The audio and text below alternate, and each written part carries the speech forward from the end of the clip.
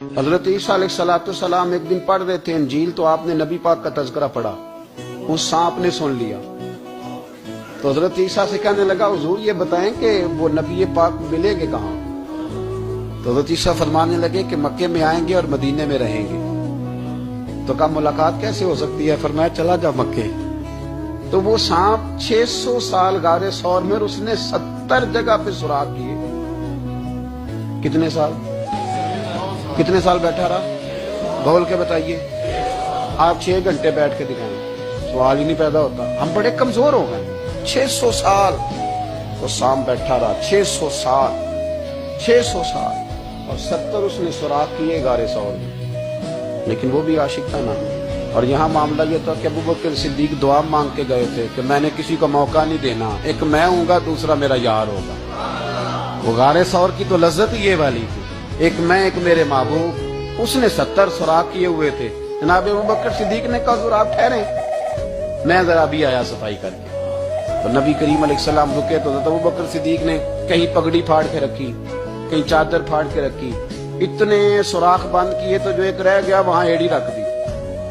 تو اب وہ سانپ بھی شکوہ کرنے لگا کہ یار تو بھی کوئی نرالا ہی عاشق ہے کہ میں نے تو کسر ہی کوئی نہیں چھوڑی تھی، 70 سوراخ کیے تھے اور تو نے بھی کمال ہی کر دی ہے، یہ سارے ہی بند کر دیے، جو بچ گیا اس پہ ایڑی رکھ دی۔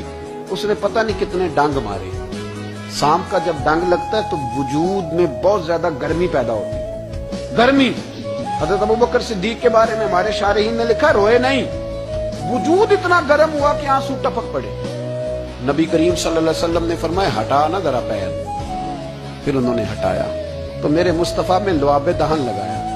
مولا معین الواعظ کاشفی رحمت اللہ علیہ فرماتے ہیں کہ جب انہوں نے قدم ہٹایا نا تو پھر وہ سانپ باہر نکلا، اپنا سر نکالا اور کھڑا ہو کے حضور کا دیدار کرنے لگا۔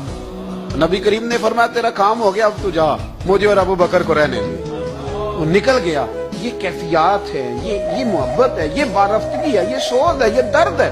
یارو یہ میں کہا کرتا ہوں کہ یہ چیز جینے کا بھی مزہ دیتی ہے، مرنے کا بھی مزہ آتا ہے، مرنے کا بھی مزہ، سرور آتا ہے انسان اس میں جب یہ کیفیات شامل ہوتی ہے نا۔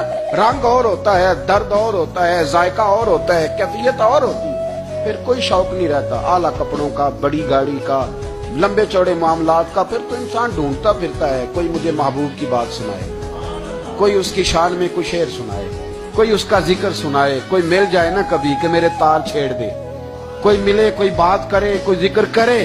پھر انسان ڈھونڈتا پھرتا ہے ان لفظوں کو، ان لوگوں کو جو پکڑ کے دروازہ رسول صلی اللہ علیہ وسلم کی بارگاہ تک لے جائیں۔ بڑا پیار کیا میرے قریب ماں